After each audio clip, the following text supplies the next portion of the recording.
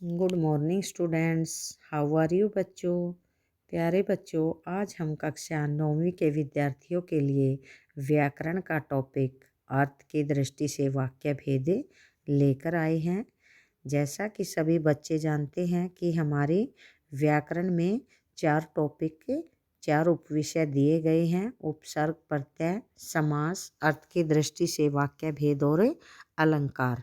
तो प्यारे बच्चों, वैसे तो हम इसका अध्ययन फर्स्ट टर्म में यानी फर्स्ट सेमेस्टर में कर चुके हैं, लेकिन हम व्याकरण को सेकंड सेमेस्टर में भी साथ लेकर चलेंगे और पहले महीनों में हमें उपसर्ग, प्रत्यय और समास का अध्ययन कर चुके हैं। अब हम दोबारा अर्थ की दृष्टि से वाक्य भेद की दोहराई की तरफ बढ़ते हैं। तो इसके लिए हम सबसे पहले जानते हैं कि वाक्य क्या है, किसे कहते हैं। तो बच्चों, भाषा की जो मुख्य इकाई होती है वह वाक्य कहलाती है, जिससे किसी भाव को पूर्ण रूप से व्यक्त किया जाता है।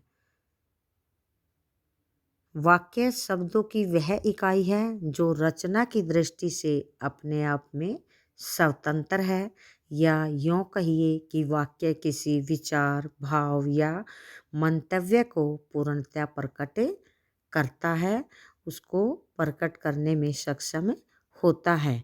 तो प्यारे बच्चों, वाक्य की परिभाषा है सार्थक शब्दों का ऐसा व्यवस्थित समूह जो पूरा आशय स्पष्ट करता है, यानी जिस बात को वाक्य में कहा गया है, जब वह उसके अर्थ को अच्छी तरह से प्रकट करने में सक्षम होता है तो वही वाक्य कहलाता है।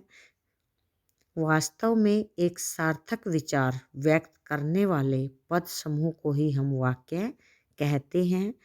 एक उदाहरण देखिए, जैसे रमेश 8वीं कक्षा में पढ़ता है, तो इस वाक्य में हमें स्पष्ट रूप से पता चलता है, यानी इसका जो भाव है, वाक्य में जो बात कही गई है वो हमें अच्छी तरह से समझ में आ रही है कि रमेश 8वीं कक्षा में पढ़ता है, यानी 8वीं कक्षा का छात्र है।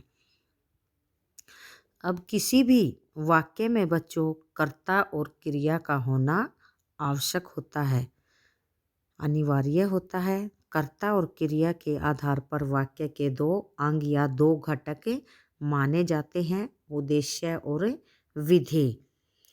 तो अब जानते हैं उद्देश्य किसे कहते हैं और विधेय किसे कहते हैं। वाक्य में जिसके बारे में कुछ कहा जाए वो होता है उद्देश्य, और उद्देश्य के बारे में जो कुछ भी कहा जाए वो होता है विधेय। एक वाक्य के माध्यम से समझने की कोशिश कीजिए। जैसे रोहन किताब पढ़ रहा है, तो इस वाक्य में जो रोहन है वो उद्देश्य है और किताब पढ़ रहा है वो विधेय है, यानी रोहन के बारे में बताया जा रहा है, इसलिए रोहन यहाँ पर उद्देश्य है। और उसके उद्देश्य के बारे में जो कुछ भी कहा जा रहा है कि जैसे किताबें पढ़ रहा है, वो सब विधेय हैं। तो आइए अब जानते हैं कि वाक्य का वर्गीकरण कितने आधार पर किया जाता है। तो बच्चों, वाक्य का वर्गीकरण 2 आधार पर किया जाता है: रचना की दृष्टि से और अर्थ की दृष्टि से।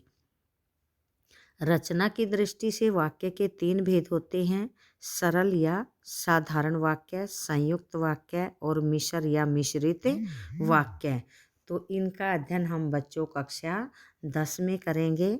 तो जो हमारे पाठ्यक्रम में यानी कक्षा 9वीं के सिलेबस में जो है वो है अर्थ की दृष्टि से वाक्य भेद। तो अर्थ की दृष्टि से बच्चों वाक्य के 8 भेद होते हैं: विधानवाचक वाक्य, आज्ञावाचक वाक्य, इसका दूसरा नाम विधिवाचक वाक्य भी है, और तीसरा है इसका प्रश्नवाचक वाक्य। चौथा भेद है निषेधवाचक, पांचवा है इच्छावाचक, छठा है संदेहवाचक, सातवां है विस्मयादिबोधक वाक्य, और 8वां भेद है बच्चों संकेतवाचक वाक्य। तो ये तो हमने जाना कि अर्थ की दृष्टि से वाक्य भेदों के नाम कौन कौन से हैं। इनकी परिभाषाओं और इनकी पहचान के बारे में हम कल अध्ययन करेंगे। धन्यवाद।